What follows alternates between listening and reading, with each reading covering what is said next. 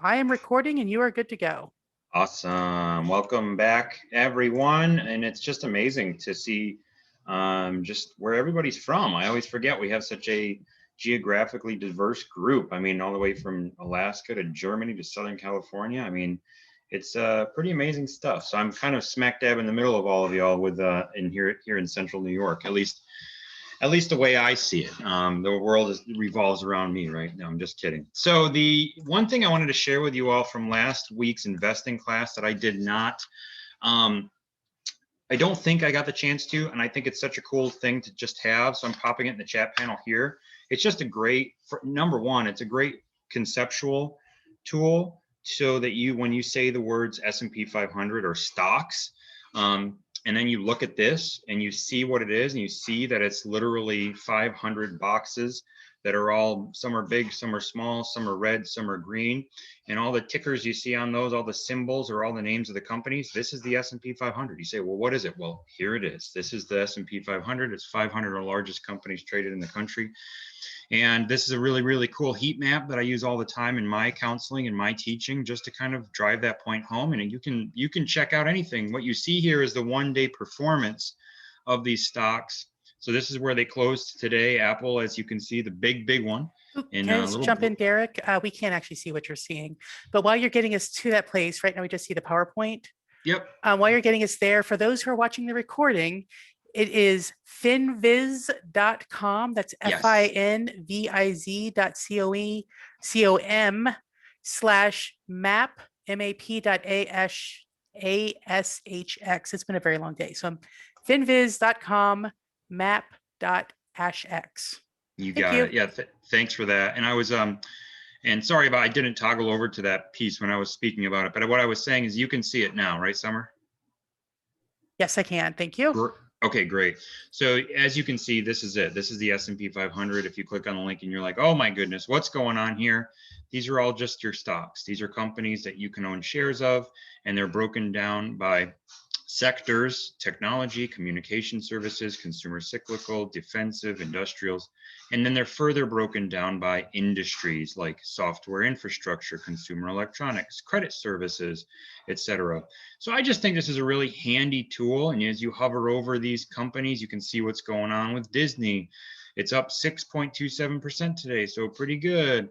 And then if you really want to get nerdy and get into the weeds with this, which I love to do, you scroll over to this where it says one-day performance. You can toggle and look at 1 week, 1 month, 3 months. You can look at the year performance, year to date, and it'll just show you what's going on with these companies year to date. And you look and see, geez, we've got some financial companies that seem to be doing pretty well, right? Year to date, you got Google seems to be doing pretty well, Disney, Apple not so much.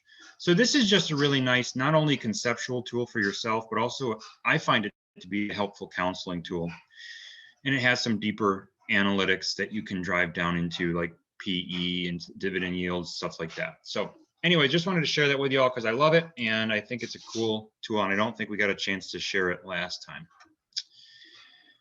Okay, popping over to our presentation for today. Now that we've kind of covered investing, the basics of investing, today we're going to shift gears to retirement and estate planning. So now that we know the fundamentals of investing, we're going to see how we can use it to reach our retirement goals, right?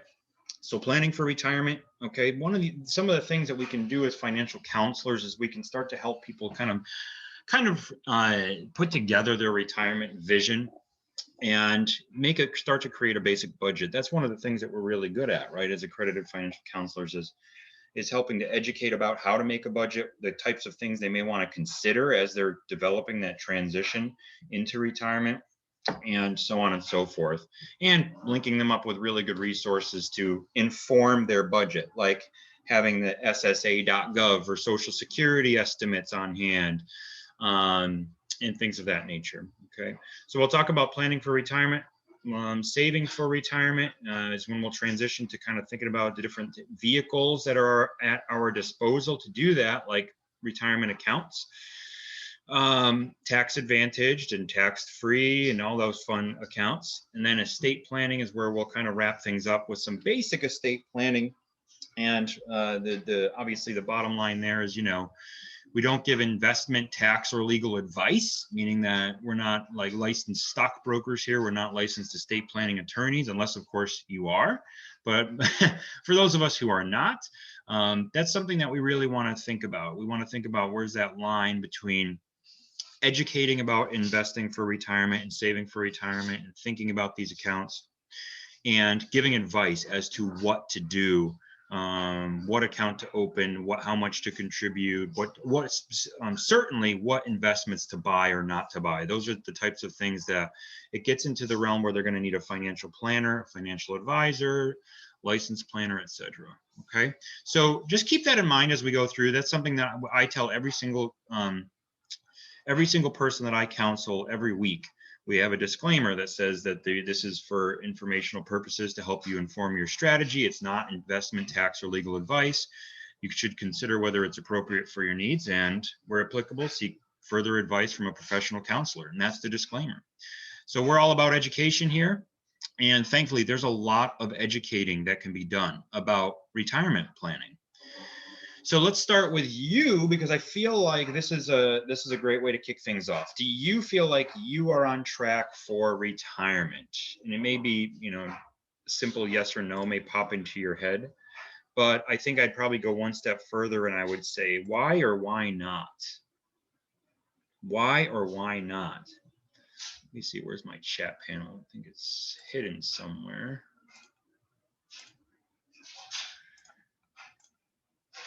Do you feel like you're ready for retirement? And if so, why? If not, why not? Did you find the chat panel? Yes, I did. I just found it. Yay, it was hiding behind a bunch of stuff. And people say, yes, yeah, awesome. No, and we moved too often. So that was something that maybe got us off of the retirement track. So far, so good. Planning. Sticking to the plan seems to be working for Lisa. Yeah. So then we have some considerations with regard to, hey, non-working versus working spouse, saving and investing has us on track. So we're a group of self-motivated folks studying to be accredited financial counselors. And so we know that saving and investing is the ticket over the long period, right?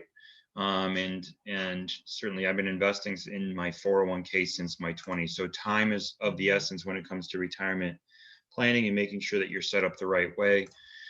So we're all, for the most part, I see some folks here that don't feel like they're on track. So let me ask you this: what do you think? Because a lot of us are thinking we're on the right track. What do you think are the greatest barriers right now for people not saving for retirement? What are the greatest barriers for why people do not currently save for retirement? Because the reality of this is that the majority of people are not on track for retirement. And so why do you think that is? And Shane says debt,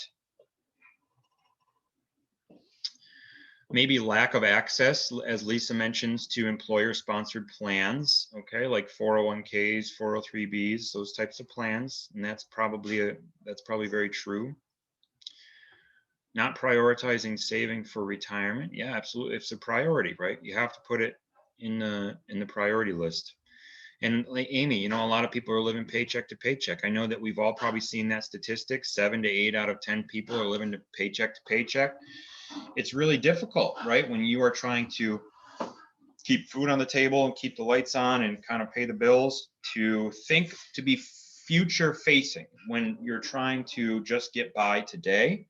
It's really hard to prioritize tomorrow in that situation, which is why the work that we do as accredited financial counselors is so important, to help people try to break that cycle with proper planning, budgeting, etc. Lack of income is a great barrier, absolutely.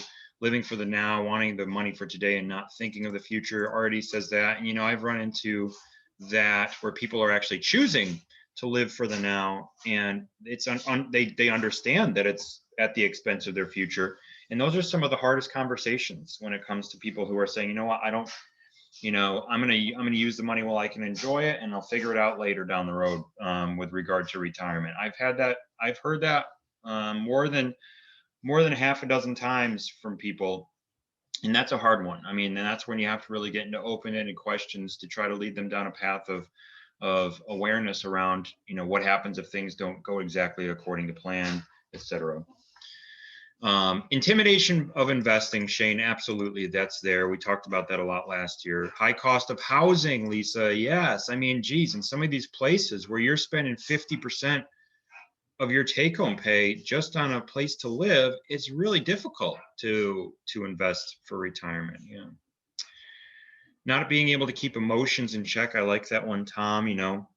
Carl Richards is a financial planner that wrote the book, The Behavior Gap.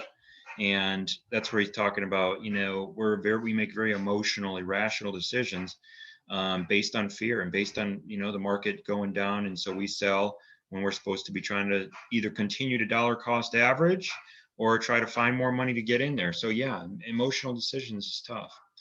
So psychological fear, absolutely. At the end, at the very bottom of the 2008, 2009 downturn, when the market went down 50%, those folks that very unfortunately decided to get out of the market at that time and sell their mutual funds inside their retirement accounts, they gave up and they said, you know what, it can't get any worse than this, and they locked in that loss at the bottom at 50% loss.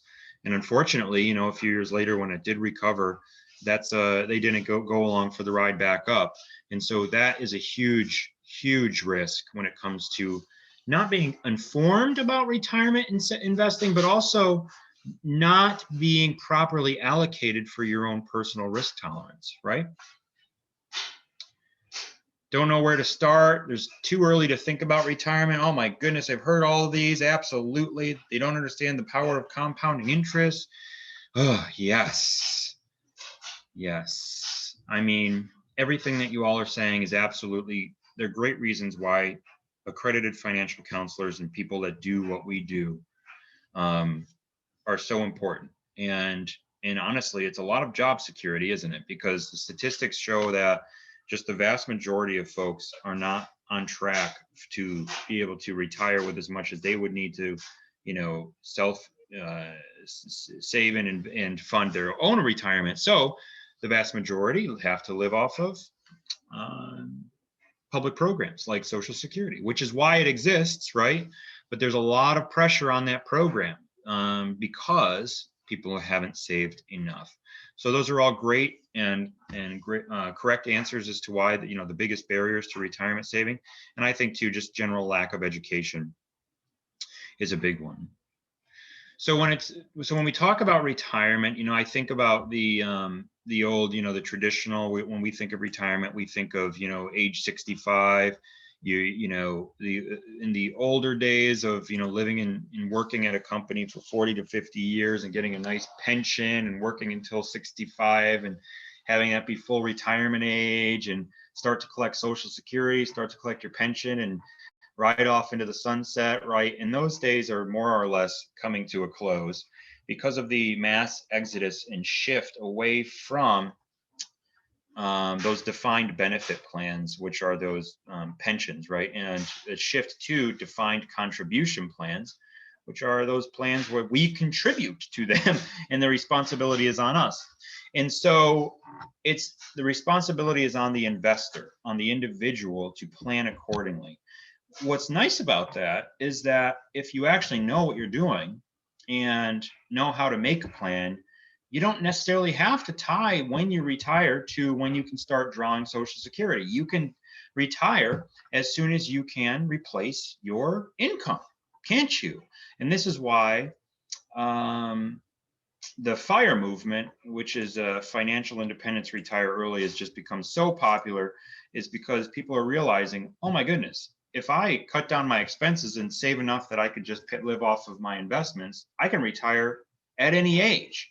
And that's an extreme example, right? And obviously there are some things linked to that movement, like extreme frugality. Not everybody in the movement is like that. I'm not in that movement. I don't think I could do it myself, but we aren't necessarily waiting until we're full retirement age to retire either. We've diversified our approach in our retirement vehicles to say, okay, we have our plans that we can access when we're 59 and a half or older. But if we can retire a little earlier in our late 50s, then we have our regular brokerage accounts that we'll live off of. And this is what I'm talking about. You have to start with this concept of how much do I need to retire, because that's what's going to inform the plan. So you have different ways to assess that. And this first slide is all about assessing your retirement needs so that you can figure out kind of the foundation, the basis of that transition. The first piece here is the percentage of income method. You see this a lot. And this is the one that's just kind of like the rough estimate. It's used by the vast majority of people when they're just having these kind of like casual conversations of retirement, but it's also used by a lot of financial advisors to just kind of run some quick numbers. A well-formed, fully thought out retirement plan should be more based on actual numbers, like step 2, which is the retirement budget method. But for the purposes of kind of a quick estimate in starting the process, the percentage of income method can work. This is also known as the wage replacement ratio. So when you're going into retirement, guess what you're not paying into anymore? When you stop working at your employer, you usually don't have to pay into FICA anymore, right?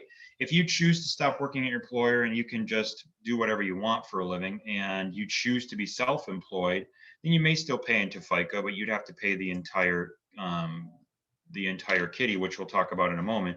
But for those that are treating retirement as a way to just stop working, then and stop having earned income, then they don't have to pay into taxes like FICA anymore. That Federal Insurance Contribution Act, which funds Social Security and Medicare. We'll talk more about those programs in a minute.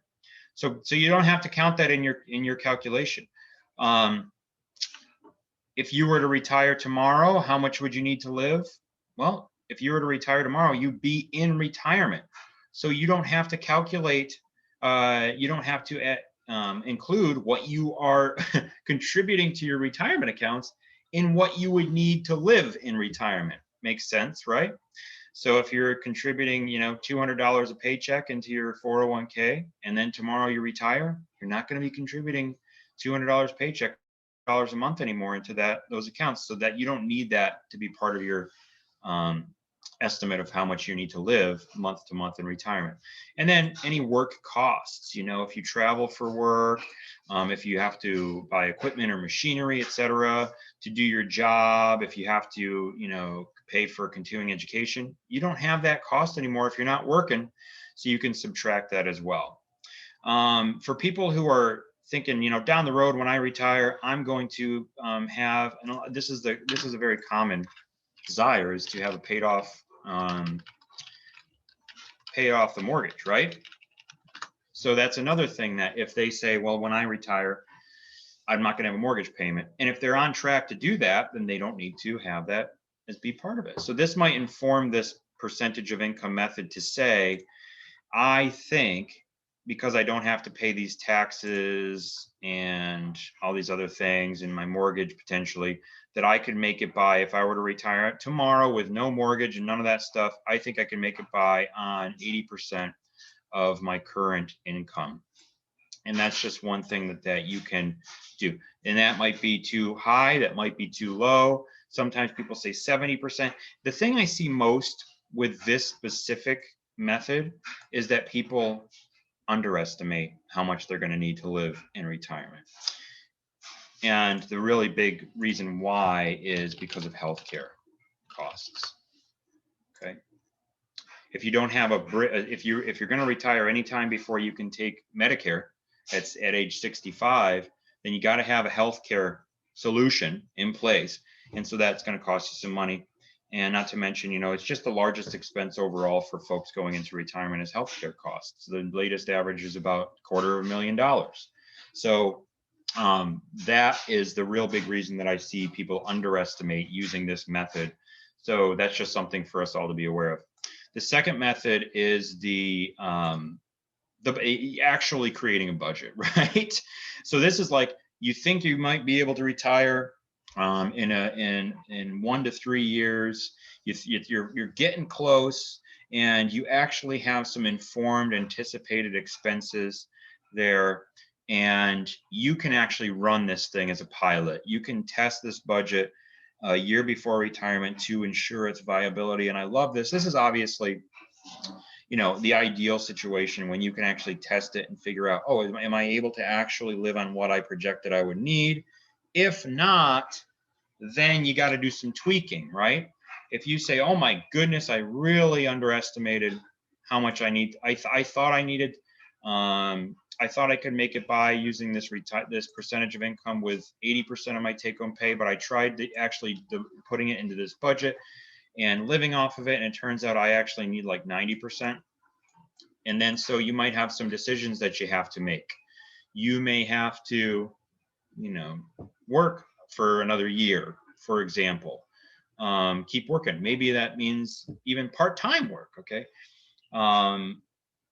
You may need to lower your expenses somehow. Maybe that means downsizing the house. Maybe that means any number of things, right? Selling a car if you don't need 2 cars and you still owe some money on it, or even if you don't, like selling a car and just cutting down on gas and insurance.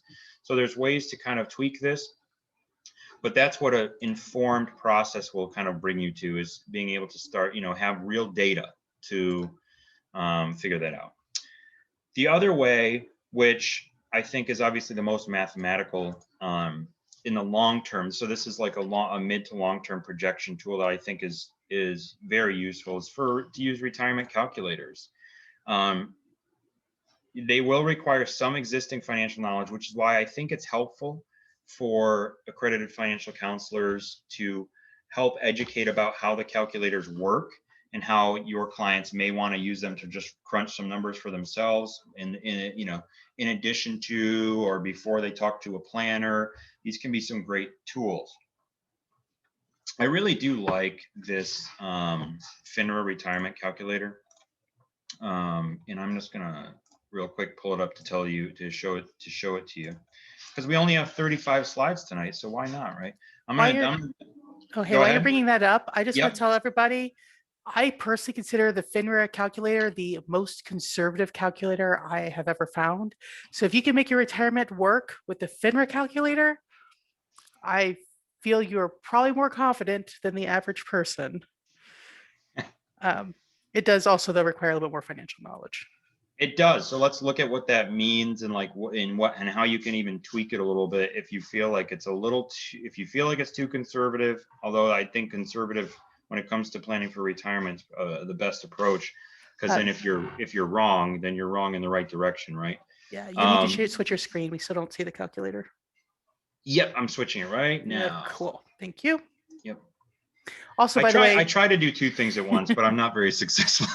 For those who are wondering, by the way, the AARP is, in my opinion, the most liberal calculator, to the point where it's almost useless, in my personal opinion. According to that, I'm going to retire with $20 million, which I find nice. Amazing, because I don't think that's actually financially possible. Oh, I love it. Okay, so can you see the calculator now, Summer, the FINRA? Yes. Okay, great. So this calculator does require some knowledge. Now listen, if you just plugged in the numbers here based on what you see, how much have you already saved for retirement? Let's just say that this person has, the person that comes to you, they have $10,000 saved. By the way, I know you all are going to go do this for yourselves tonight, and you should. $10,000 saved already. How much will you need after taxes each year to cover all your living expenses once you have retired? Now, this is where those first 2 methods come in to play to say, how much do you really need? Is it going to be an estimate? Yeah, but is it going to be an informed estimate? Okay, you want to make it as informed as you can. So let's just say that you need after taxes $50,000 to cover all your living expenses once you've retired. Okay, a year. What's the annual income you expect to receive from other sources? Now, this is going to be what? Your Social Security, employer-funded pension plans, non-retirement investments, or an inheritance. So for now, let's just say that you have Social Security coming in to the tune of 10 grand a year, okay? In monthly checks. And that's how that's spread out throughout the year for $10,000 total. What will this income be taxed in retirement? Let's just say yes, meaning that it's in a taxable plan like a traditional IRA or, oh, sorry, this, will this income be taxed in retirement? Sure, the $10,000 will be taxed, okay? Current age 30, retirement age 67, that gives you a 37-year time horizon, which is pretty good, right? Pretty long time horizon to save for retirement. But let's just say that our person wants to retire at 65 instead of 67, okay? 86 is what they're gonna expect to live to, because they're gonna say that's about the average life expectancy, okay, for a male. And as you can see, there's different options here. Inflation rate, this is where you can tweak if you want to. 3.4% is fine. I usually factor somewhere between 3 to 4% for inflation in these calculators. The current tax rate for this person is 28%. It's your marginal tax rate, right? That's the highest rate based on what you earn. And then the retirement, they figure it's going to be a little lower. Okay, so 25. This is where you really and this is where you can really change the results. The assumed average annual return. Remember last time we talked about that, the average rate of return? I usually run it at 7. This calculator has it defaulted to 5, which is why Summer was probably mentioning it being so conservative. And that's great, right? You can keep it at 5, you can pop it to 7. We'll look at what it does when we change it. But what type of account will be your primary retirement savings account? Let's just say your 401k, okay? And then adjust deposits for inflation. I like to do that. It just means every year you're going to deposit a little bit more to try to keep up with inflation over time. So you kind of input those, you calculate, and then it gives you a nice summary readout, right? You need to save 21,500 in your first year and then increase every year so that you can reach your goal. And it kind of explains how you will reach your goal, okay, which is nice.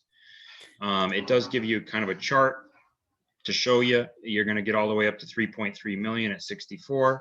You're going to start to withdraw from that, and you're going to be drawing it down until your life expectancy that you put in.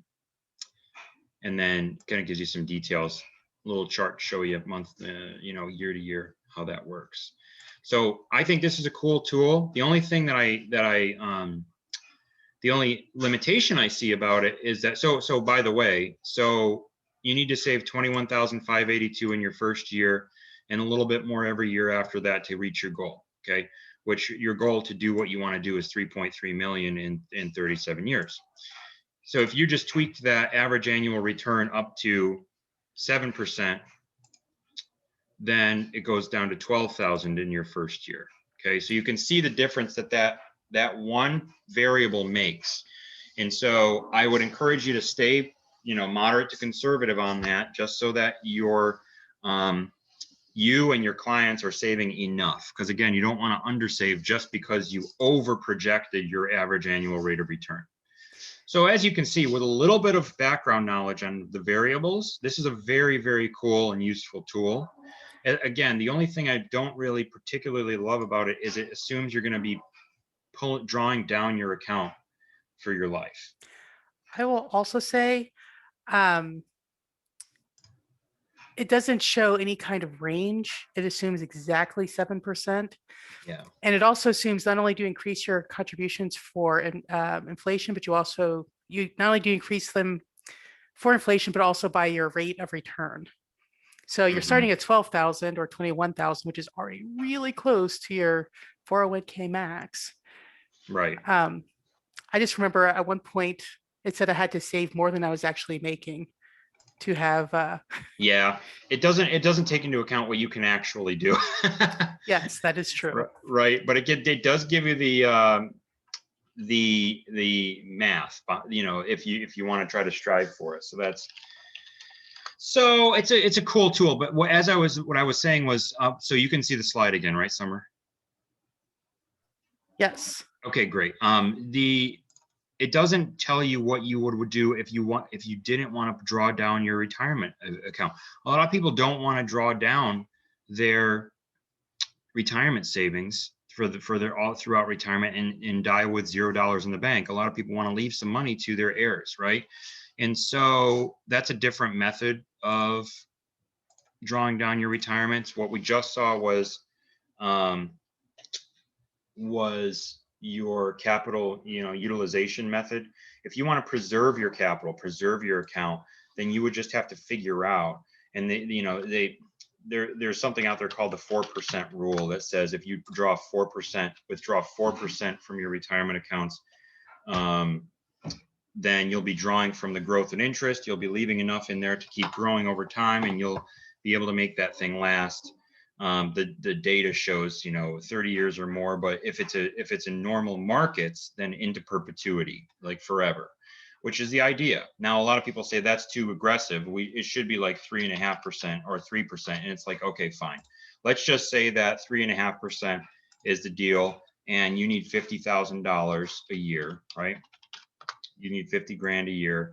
Then you just would simply say, what is $50,000 3.5% of, right? So 50,000 divided by 0.035, and I need a calculator or somebody to do it for me. 50,000 divided by 0.035 is 1.428 million. So a little over 1.4 million. Okay. And what does that mean? It means if you retire tomorrow, you have 1.4 million in the bank and you draw $50,000 out this year, then whatever's left is going to keep growing and accumulating. And so you won't draw it down over your lifetime unless a really bad series of market downturns happens in your first few years retired. That's the capital preservation method. I like that method because it means I end up with money still to leave to people and I still get my $50,000. All right. And you're like, wait a second, 1.4 million? That's not 3.3 million that I needed 37 years. What's going on? Why is this method so much better? It's because we didn't do one of the steps that they did in that calculator for you. And so this is getting really in the weeds, but you are not retiring tomorrow. If you're retiring in 37 years, then the $50,000 you need in 37 years is not going to equal $50,000, is it? It's going to be inflated 37 years by like 3%, right? So if you just run your little time value of money calculation and you do it for 37 years and you do $50,000, and you're not seeing what I'm doing, I understand that, but I'm just telling you that $50,000 in 37 years would be about 150,000 inflation-wise is what you would need per year. Okay, so that's not supposed to be like depressing. It's supposed to be like, that's where the math comes in behind the calculator that does it for you and why the calculator is so cool. Okay, but if you want to get into time value of money and do some of those calculations, they're also very helpful. Okay, how do you, okay, so I got some questions. How would you add in non-taxable income? I'm not sure what you mean. I think you probably mean Roth income. Yeah. So when I mean add it in, I mean, it's great. It's awesome. You pay the taxes now. And we're going to talk about this in a minute with the different types of retirement account. Oh, VA income. Yeah. Okay. So VA income it would go in like this, Jacqueline, where you say you need 50 grand to retire per year. That's what you think you need, but you know that you get $1,000 a month from the VA. Well, guess what? You don't need 50 grand. You need 50 grand minus 12,000 for the year. So you actually need 38K, right? Which means that you need to save a lot less to reach your goal. That's the beauty of pensions and stuff like VA income, is that it lowers the amount that you need to save to get to your retirement goal. And that you have to lower it from the amount that you need to live, which in this scenario was 50 grand. And Diane said drawing out 3.5% per year. It's actually 3.5% per year, but it goes up because your account balance will still be going up. So if you draw out 3.5% per year, Diane, yes, that's the idea. But every year you're going to be drawing out a little bit more money because your account balance is still going to be growing. So 3.5% per year, but in raw dollars every year, it's going to be going up to try to keep up with your increased cost of living.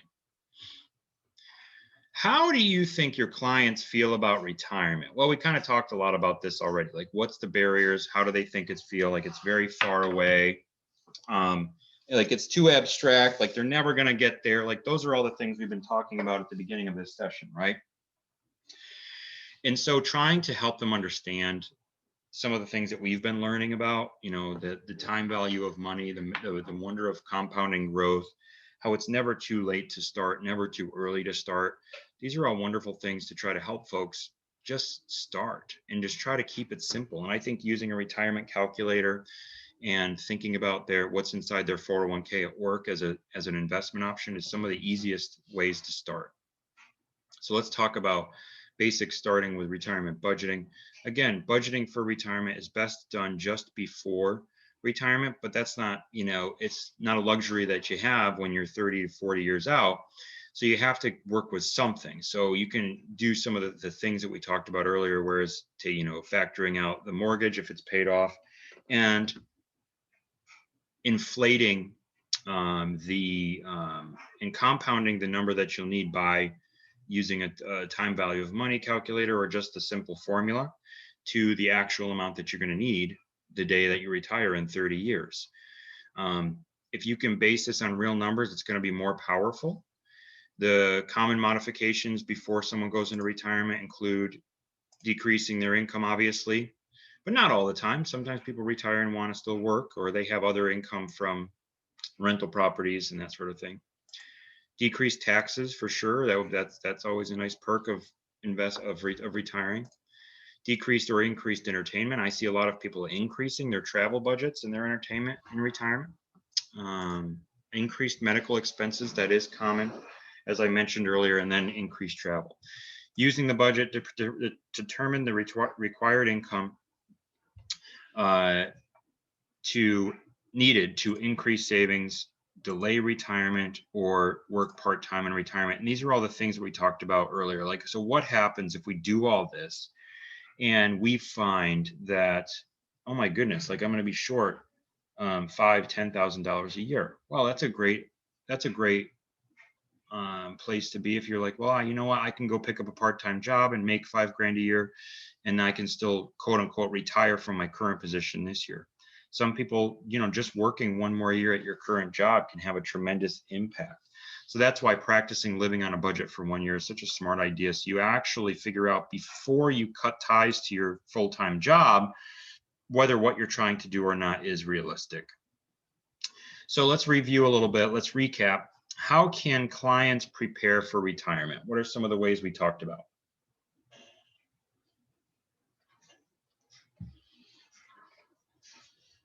How can clients prepare?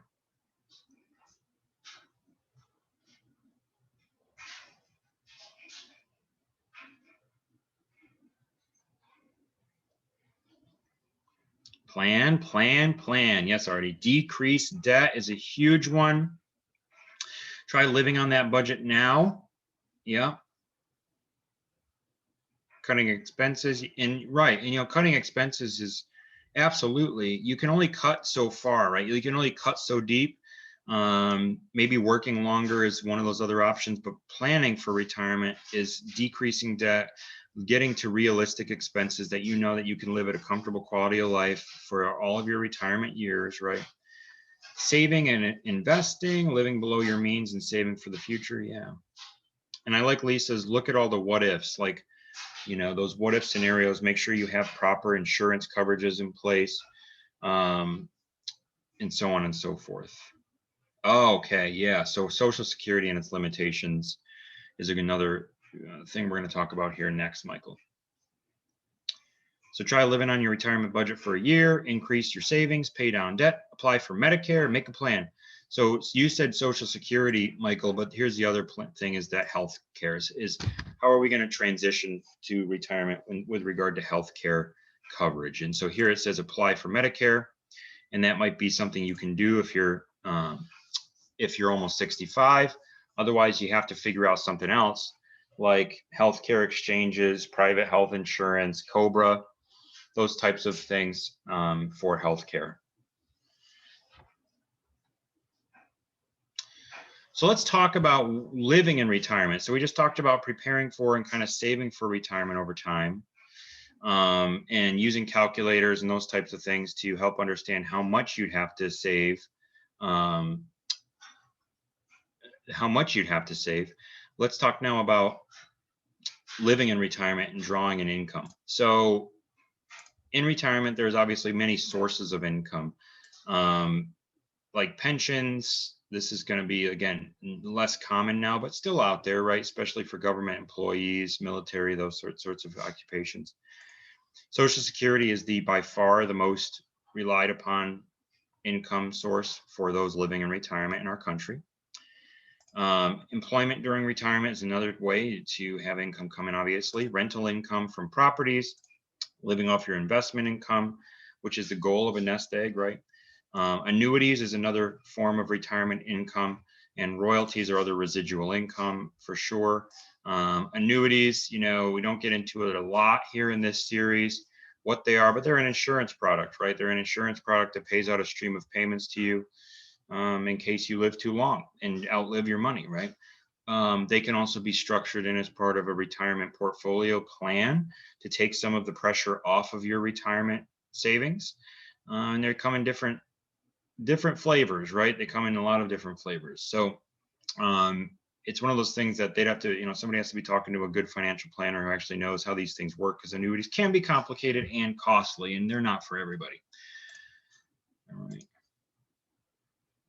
True or false? Everyone qualifies for Social Security. What do you think?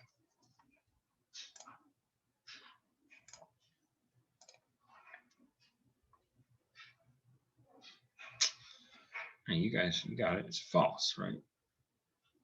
It's false. So who qualifies for Social Security? Yes, Albert, you said you must have worked and contributed to the system, right? You must have paid into OASDI, which I'm typing in the chat panel. Old age, survivors, disability insurance. That's what it is, right? So this is that you have to have paid it. And also, yeah, so you're all saying in the chat panel, people who've paid, who have 40 quarters or 40 credits, over 10 years worth of work, right? And so that's the deal. It's 40 credits over 10 years worth of work, and that's how you qualify for Social Security. There is also Social Security benefits for disabled and for widowers, for children who are left behind, left after a parent who paid into it passed. And so there are different standards for qualification for how they can receive these benefits. So it's not just for the worker. It can be used in other situations as well, and in which case they may have had to have worked fewer years or less credits to qualify for those things. But in this situation, in terms of saving for and getting ready for retirement, you're absolutely right. So you pay into something with your paychecks called FICA, Federal Insurance Contribution Act. And here it's a combined 7.65% on earned income for Social Security and Medicare. Okay, for Social Security, because FICA breaks out into Social Security and Medicare, right? For the Social Security piece, it is 6.2%, right? And then for the Medicare piece, it is the remaining 1.45. I think I'm doing that math right. Okay, and that's how the FICA breaks down. Okay, so 6.2% of your earned income for Social Security, and then 1.5 for Medicare. That's how these programs are funded. It's from people working and paying taxes into them. There is an income cap for Social Security portion. That income cap in 2021, not that you need to necessarily memorize it, but it's just good to know. It's $142,800 is the income cap. It just means that up to $142,800 is going to be taxed for Social Security. And then when you make past $142,800, you don't pay Medicare taxes on whatever is above that. However, for sorry, not Medicare, Social Security taxes. For Medicare, there is no cap on that. So that $142,800, you get to stop paying into Social Security after that. But above that, you still pay into the 1.45% into Medicare. In fact, for those earning above like $200,000 for single filers, they're going to pay an additional 0.9% into Medicare. And that's what we're talking about, extra Medicare for high earners, okay? The nice deal with regard to this is your employer pays half of your FICA taxes, because normally it's double this, 7.65. For self-employed folks, they have to pay the whole thing, okay? And you must pay FICA to qualify for Social Security, and the varying levels. That's right. You need 40 credits to qualify. Max you can earn is 4 credits per year, and you have to earn them over 10 years to qualify. And they're based on income. People say 40 quarters, but really you could earn all 4 credits for the year within the first month, depending on how much they were for you to earn a credit. And then be done for the year. So I think of them more as credits instead of quarters. The retirement age, this is when you can start pulling on your Social Security, 62. But the way that they calculate that Social Security is based on your highest 35 years of income. So just remember that number. So 35 years of income, it's indexed, and they run it through a formula. And they make what's called your full benefit at FRA, full retirement age. Full retirement age for folks born 1960 and after is 67 years old. Okay, but for folks born before 1960, it's closer down to the 66, 65, and it kind of phases up to 67 for folks born 1960 and after. Okay. So what they do is they take your highest 35 years of income, they create your full retirement benefit, and they say, if you start drawing at 67, that's the benefit you get. But you can start drawing at 62 if you want. It just means that you're going to get a reduced benefit. Now, here's what I'll ask you all. When do you think most people start drawing their Social Security benefits?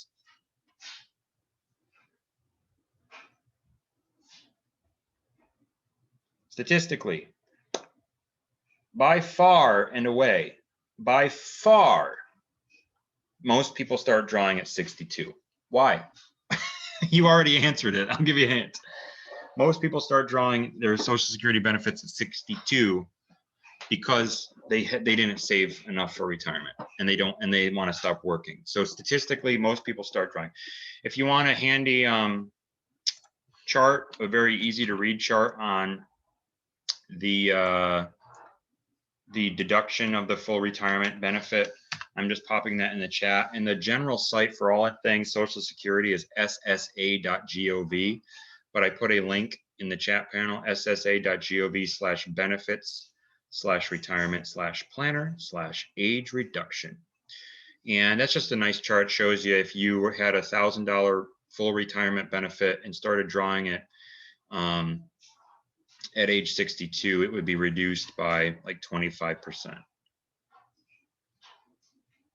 Depending on 25 to 30%, depending on when your full retirement age is. And so you can start drawing at 62, but you lock in that reduced benefit.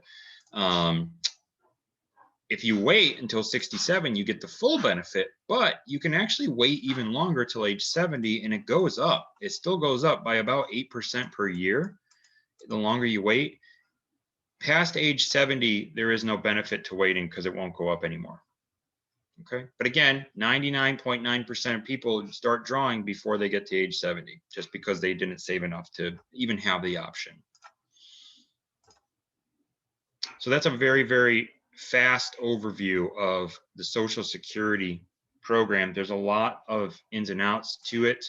I would highly recommend, if you're interested, or if you think you're going to be working with a population that is going to be having these conversations, or you're going to be thinking about, they're going to be thinking about this now, you want to just brush up on this and really kind of dig a little bit deeper into this. Like I said, SSA.gov has tons of publications for the retirement benefits, how it's figured, et cetera. And you're going to be telling them, you're going to be referring them to the Social Security office anyways, to talk with a Social Security office administrator representative to help them calculate what their benefit would be exactly and talk strategy. For the purposes of your job as an educator, one of the things you want to do is direct them to SSA.gov to get their estimated benefit based on their income they've had to date, because then they can use that estimated benefit in the calculation for how much they think they might need to retire. Remember, they can take their estimated benefit and subtract it from the amount they think they might need per year. And that is a great thing to do. Anybody can do that. Go set up your account now. If you haven't, go to SSA.gov and check out your estimated benefit. And you can use that to inform your planning.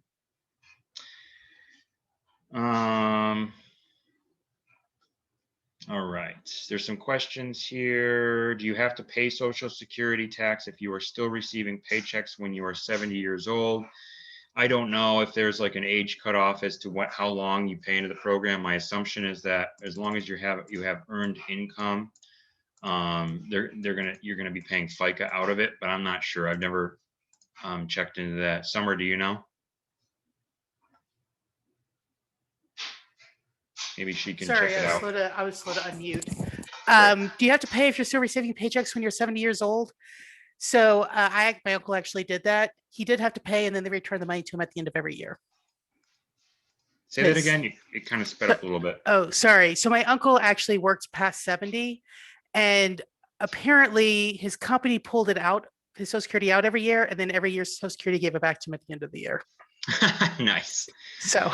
So he still paid it. That's the bottom line is it's still coming out as FICA, but then it's there because they're taking it out, but then they're paying it back at the end. Got it. I think it's more like the employer can figure out how to turn off that function in their system. Yeah, that's interesting. Okay. And then Albert, how does it increase if you are working after 67 and 70? Does the benefit increase? So yeah, if you're working while you're drawing benefits, by the way, though the years that you're working while you're drawing the benefit can impact next year's benefit, because remember, the calculation for the benefits is 35 of your highest paid years. So if you're still working, presumably the years that you're currently working are some of the highest paid, so they can reformulate that. So they actually increase your benefit if that's the case. Now, if you're pulling your benefit before full retirement age, you can only earn up to a certain amount before they start to deduct what you actually get paid for your benefit for that year. And I think the cap is somewhere between $18,000 and $19,000 a year is what you can earn from earned income before they start to reduce your Social Security benefit that you're actually taking for that year. So there are those limitations. But if you're full retirement age and you start taking, and you want to work 80 hours a week, you can work 80 hours a week. If you're full retirement age and taking Social Security, you're going to get the full benefit, no reduction. And that's just the way it works. And I will say really quickly, my mom did the whole started Social Security at 62 and worked, which I would not personally recommend. She found it very frustrating because it's actually very hard to stay under that threshold. Yeah. So if you start and you regret it within the first year, you can apparently change your mind. Yeah. Just know that, and then go talk to Social Security, because it's really hard to get enough information about that, about how exactly it works. But it is out there just in case you need it. Yeah, you can change your mind. And I think for some reason, I feel like if you change your mind, you have to pay back what they had paid you already that year. Oh, you absolutely have to, which is part of the reason why nobody really does it, why there's not a lot of information about it. But well, maybe it's like after a month or two and you're like, oh, I shouldn't have done that. Maybe then you could still pay it back. Yeah, well, and I mean, again, it could be like my mom, her job could have probably let her pay it back. And so it's just very frustrating because she ended up living on less income despite working. Yeah. So yeah. So that is something to be aware of, that there are limitations with income when you're under 67, right? When you're under that full retirement age. If you want more information on that, I'll pop in again another link here which is that retirement slash, it's the ssa.gov/benefits/retirement/planner/while working. And this is a really nice condensed version of like just the main points behind these concepts there. Okay. What are the savings vehicles for retirement? So when we talk about this, we're talking about like the savings accounts primarily, right? What are the savings vehicles for retirement?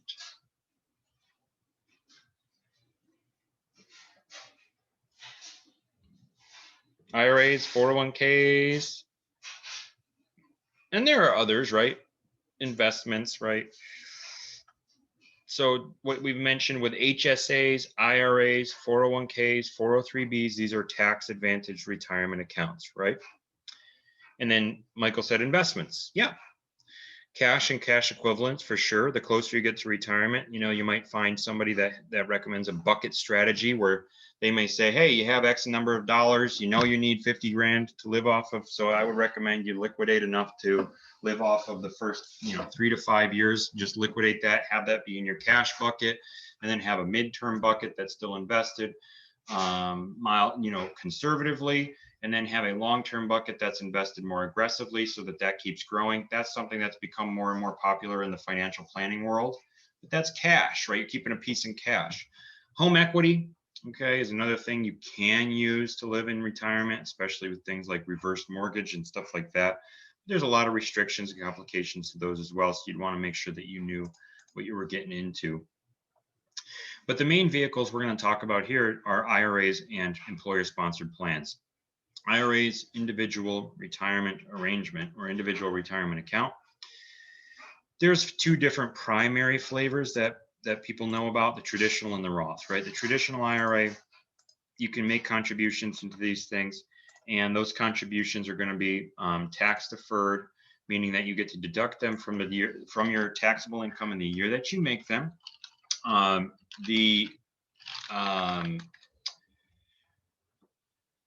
Inside the account, remember, these traditional IRA and Roth IRA and 401k, these are just names of accounts. Okay, they're not types of investments, and that's something that you think is very straightforward and common sense, but it's actually not. A lot of people think that when they invest in an IRA or 401k that they're buying something called a 401k. No, these are just the outside shells, right? The tax advantaged shells that let you put money into it and let that money grow tax deferred. Okay.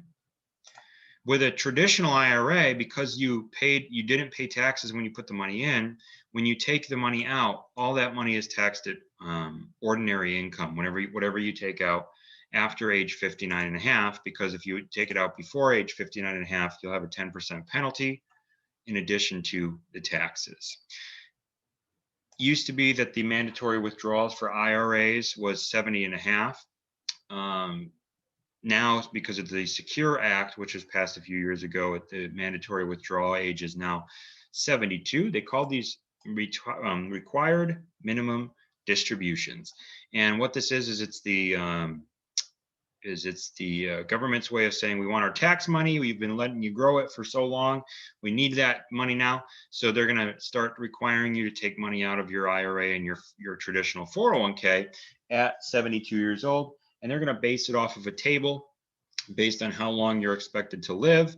And they're going to make you pull down that account so that they can get their tax money. Okay.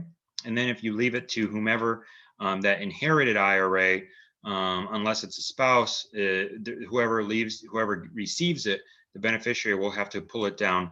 I think within 10 years of receiving it, they have to take it all out. Now that's a traditional and 401k based on traditional, like tax deferred, tax deductible contributions. Okay. Roth IRAs are where you pay the taxes first and then you put the money in. Okay. So contributions are after tax. You don't get a tax deduction the year you put it in, but the money grows tax deferred, meaning there's stuff going on inside that account. It's invested in mutual funds, index funds, or target date funds usually.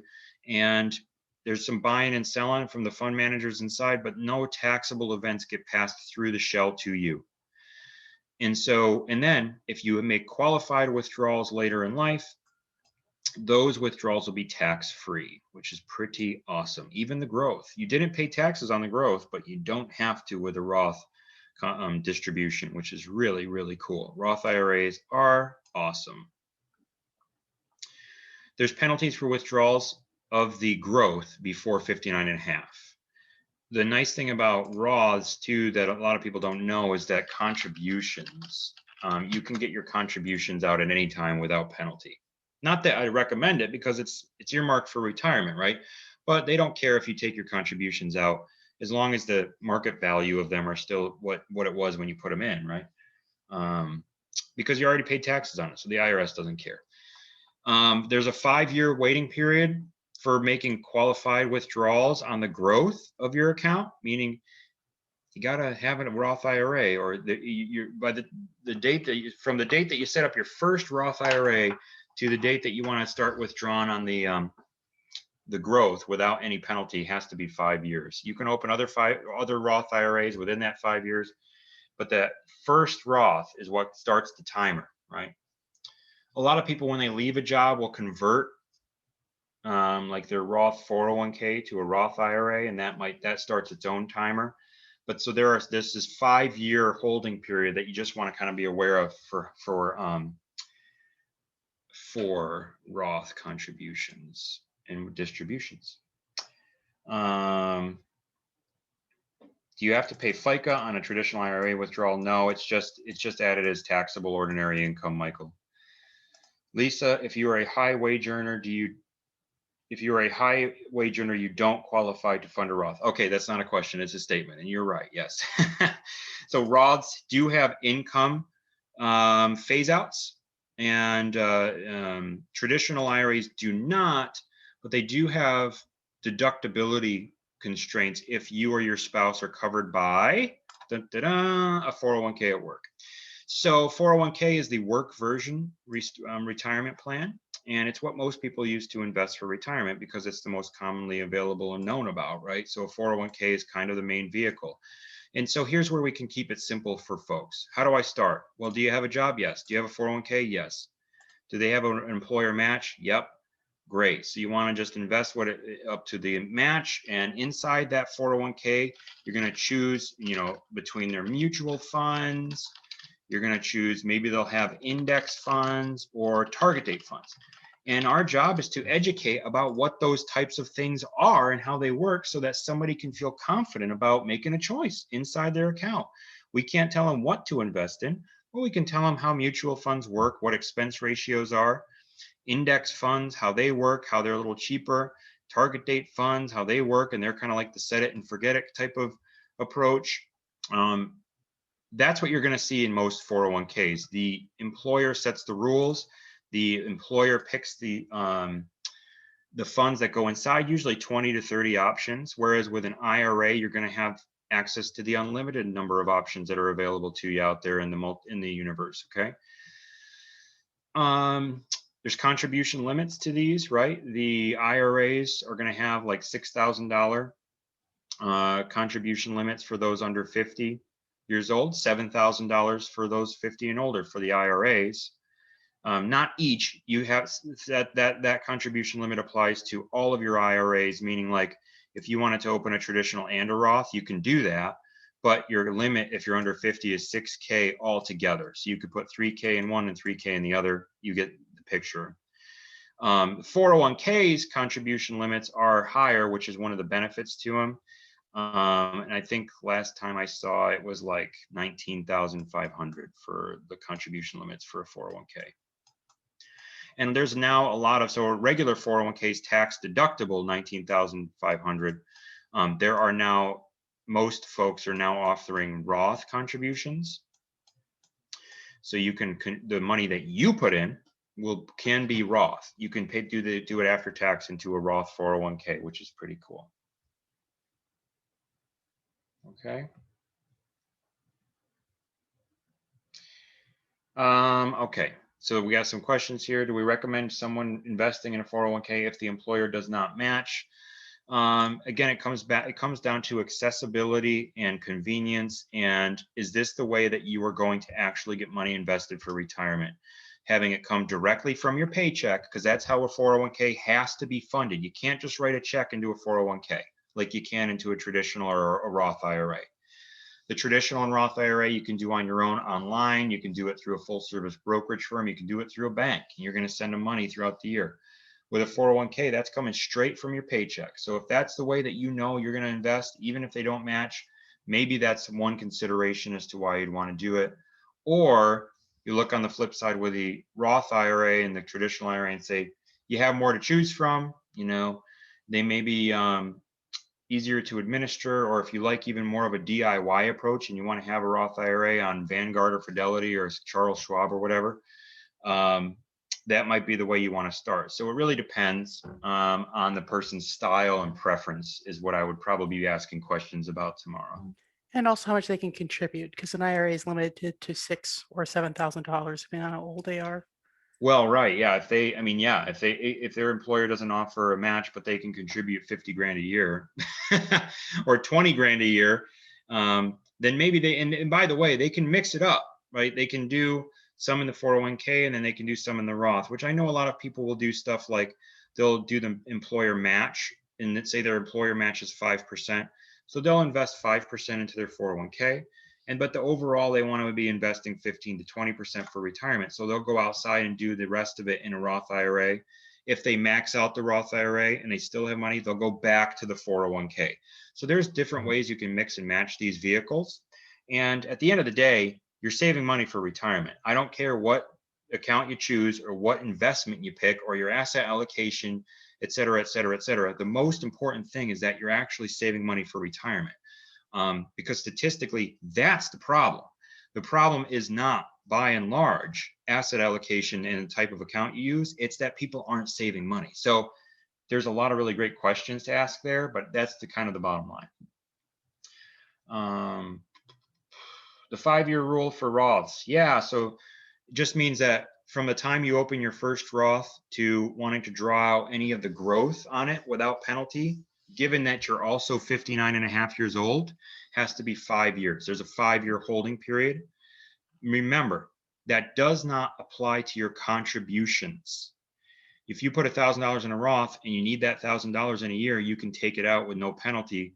What we're talking about here is any growth on that money. To make it a qualified distribution, you need to have had it in the account for 5 years, and you have to be 59 and a half years old. Can you also get your contributions without penalty on a Roth 401k? No, you cannot. That's a great question, Manuel. Roth 401ks work the same way as regular 401ks in that regard. They don't have that option. Yeah, and then so Tom wants to throw us into this. Well, I can't go down this rabbit hole right now, Tom, but it is true. There's a high income limit on the Roth IRA, but there is a way around it using something called a backdoor Roth, where you create a non-deductible traditional IRA contribution, and you convert it to a Roth, and you can do it that way. But that's a little outside the scope. But yes, you're right. All right. Okay. All right. Is that exclusive of each other, Marion? Yes. So you can do 19,500 in your 401k and $6,000 in an IRA. Yep. Awesome. These are great questions. Okay. Whew.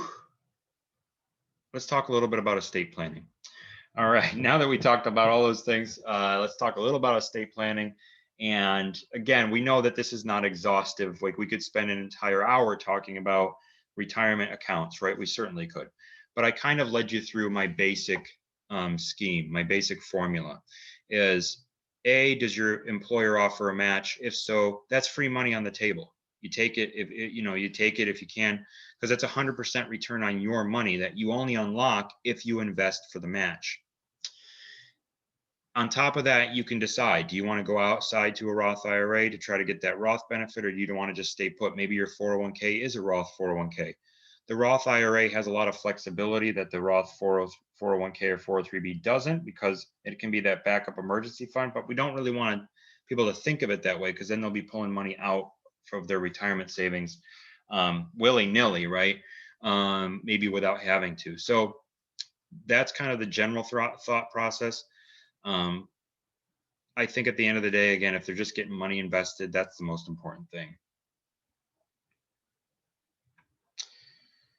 Combined, okay, so question, is it a combined total of $6,000 for a traditional IRA and Roth, or $6,000 per? No, it's a combined total of $6,000 across all IRA accounts, traditional and Roth.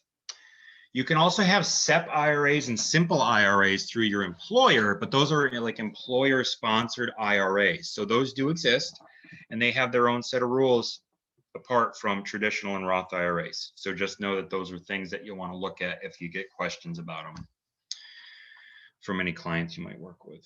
Okay. Okay, let's talk a little bit about estate planning. Not too deep here, because remember, the big disclaimer is we are not estate planning attorneys and we do not give legal advice. However, educationally, we can be educating people like on things like, what is a power of attorney? So I'll ask you, what is a durable power of attorney?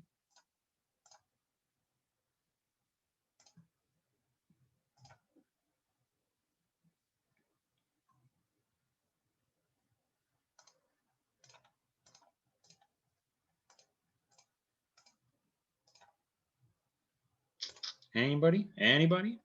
What is a durable power of attorney?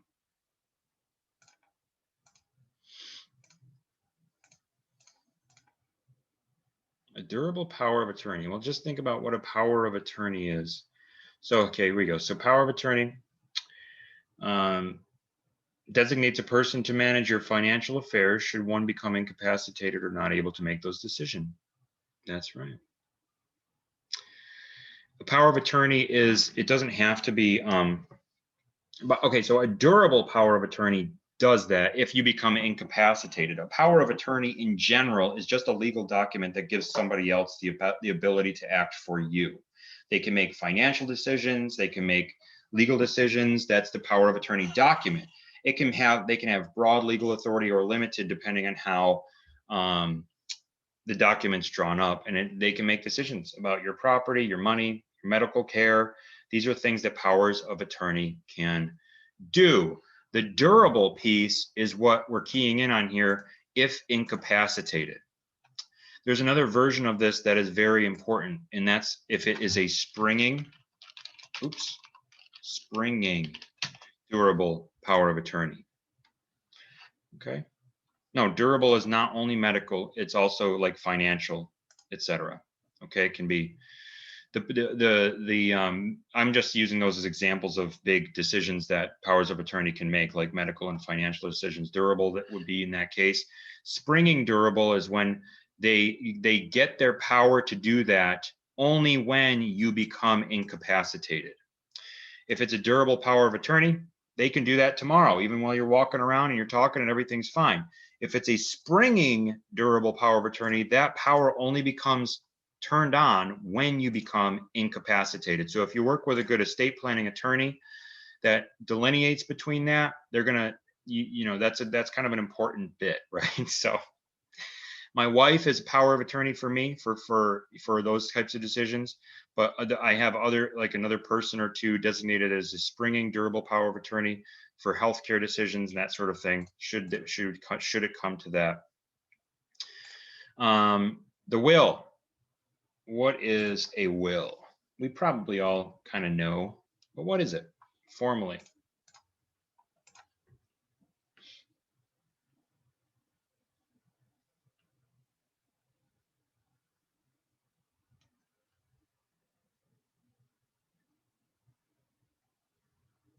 So a will, we want to know, so basically it tells others how you want your assets split up, right?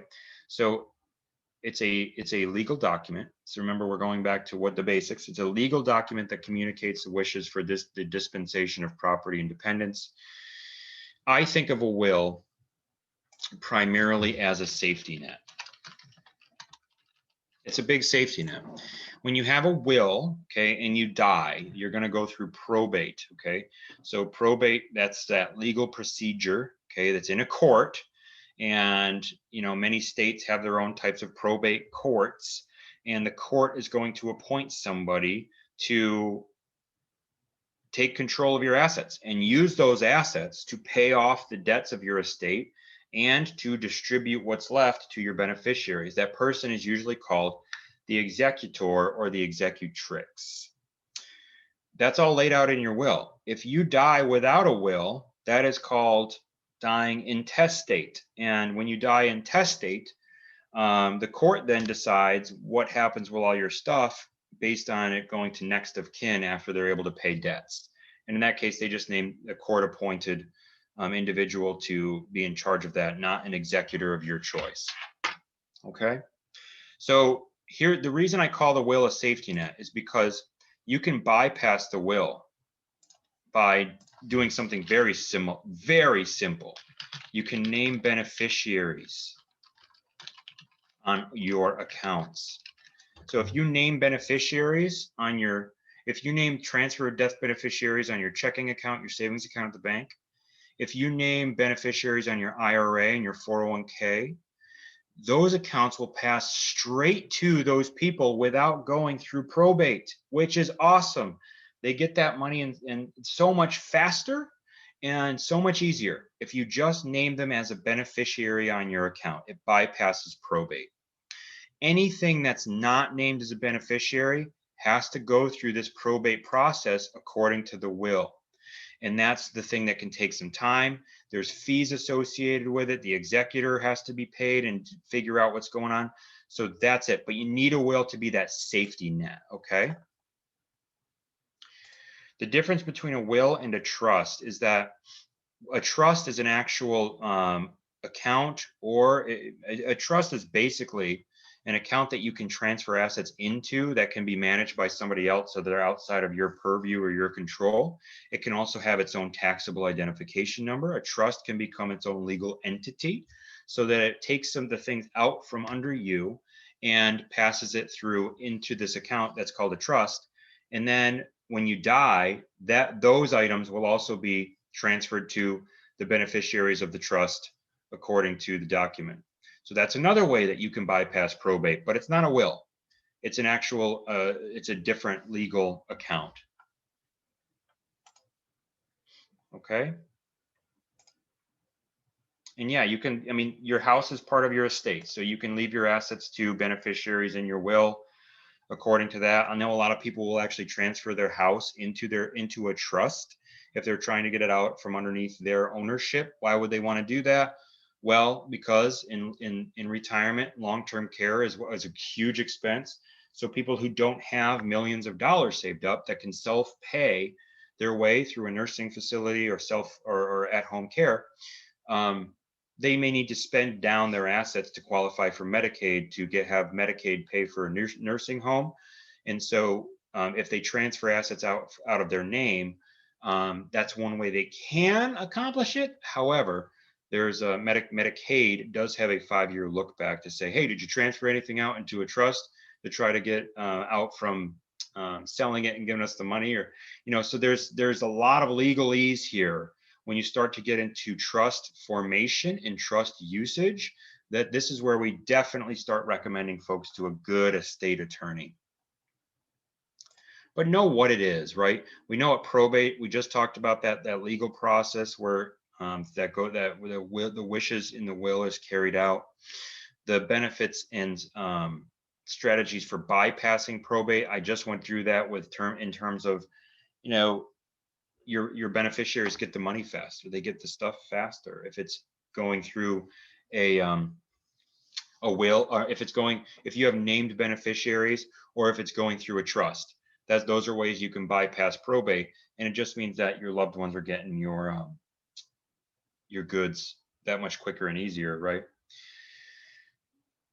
Yeah, there's definitely some specialized benefits for trusts, including some tax advantages for irrevocable trusts. Okay, we talked about intestate. There's the trust. That legal arrangement where one person holds one asset, holds assets for the benefit of another.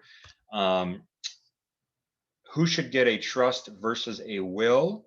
So a trust, again, is going to be used for folks that want to shelter their assets or property, particularly to pass them through to a beneficiary with some specialized tax treatment if it's irrevocable, or if they're trying to get them out, relinquish ownership of those things so that they can qualify for other programs such as Medicaid.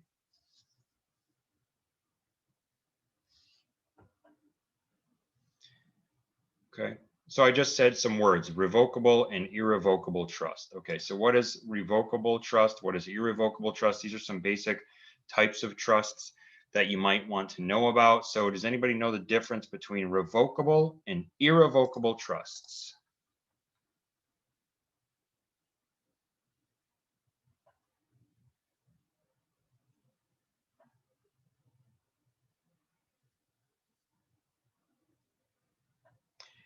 So Artie says irrevocable is giving up rights and control. Yeah, you're literally giving up your ownership, right? And you really do, if you're giving up, so with a revocable trust, you're putting things into a separate account that can be managed by another trustee. A lot of times with that, you're just kind of moving things over into that account so that you can maybe bypass probate so that it's easier for folks to receive it on the beneficiary end, perhaps. But you still want to manage it and you still want to benefit from those assets while you're alive. That's why they call a revocable trust a living trust. An irrevocable trust, you are moving it into an account that you no longer have ownership of, and you cannot make changes to. So you're like, well, why would I do that? For the same reason, you want to get it even further away from you financially to maybe qualify for other programs.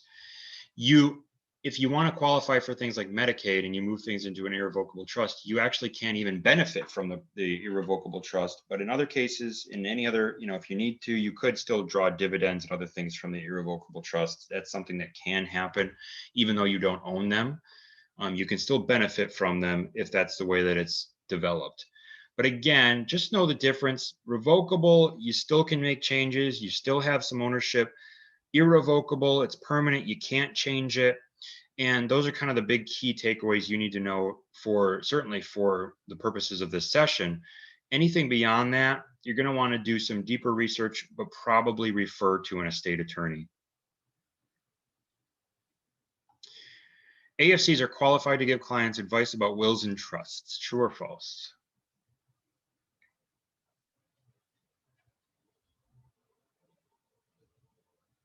Yeah, well, I said that about 6 times, right? So I hope that was very clear. It is false. But as you can see, there are concepts that we can educate on if we're comfortable doing so. But here's the thing, don't feel like you need to educate on concepts if you're not super, super comfortable with them.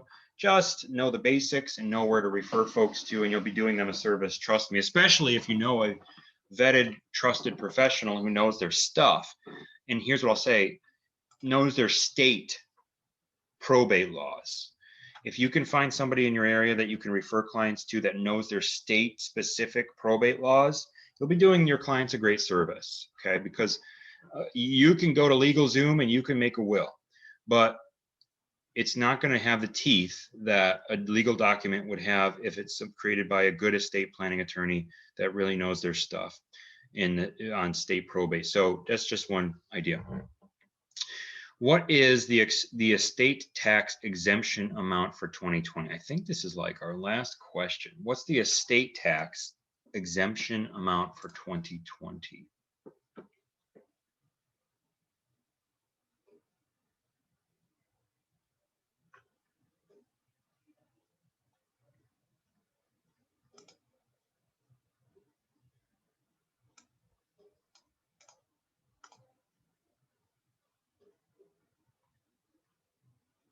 Okay, so we're kind of rounding here, right? So $11.58 million. What does that mean? What is the estate tax exemption? What does that mean?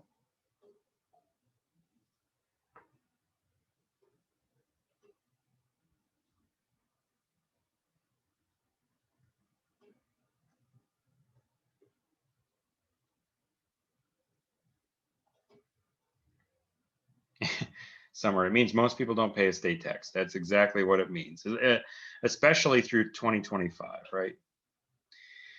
Remember this 11.5. So yeah, this is your first $11.58 million in your estate after you die is not subject to taxes. That's the exemption.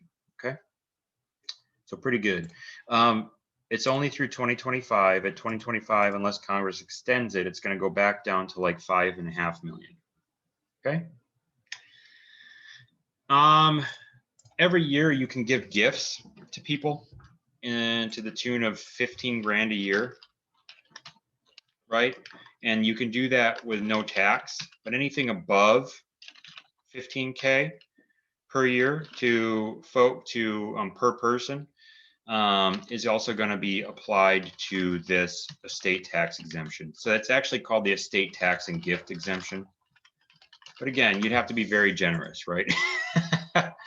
There are people that have to deal with it. Okay, so I'm not, and states have their own estate tax structures. So just be aware of what's in your state. But that's just another concept you want to be aware of. Okay, and I got a question. Yes, anything over that amount will need to pay taxes already to the tune of 40% of whatever's over that amount. So ouch, right? Well, we're wrapping up. You mentioned that this is going to change in 2025. For those who are not aware why that is the case, it's because whenever Congress wants to pass something with with less than 60 votes, they're allowed to do that as long as it relates to the budget and as long as it's only for 10 years. So the tax law that passed 2017, I don't know why, expires in 2025 instead of 2027, but that means things like exemptions might come back. So just around 2025, start paying really close attention to what's going on with taxes because there might be some big changes. Yeah, for sure. For sure. And I see what's the difference in giving advice and education? And I think that's something we might chat about next week, isn't it, Summer? Yes, but I will say for some things, especially things like anything legal or anything with investments, if you're not sure, err on the side of caution. Yes. Err on the side of referral, right? And yes. Yep, absolutely. Because we do not want to be seen as, sometimes depending on how you get and how you educate, it can come across as giving advice, right? And actually, if you are an AFCPE member, we have a webinar coming up on Thursday that is literally on the line between education and advice for investing. Nice. Perfect timing, so right? Right. Oh, we didn't really talk about HSAs, Tom. Sorry. The question is from a purely math standpoint, how does an HSA compare to IRAs and 401ks? Should the HSA be funded first because of the extra tax advantages? HSA stands for Health Savings Account, and it's a triple tax advantage account.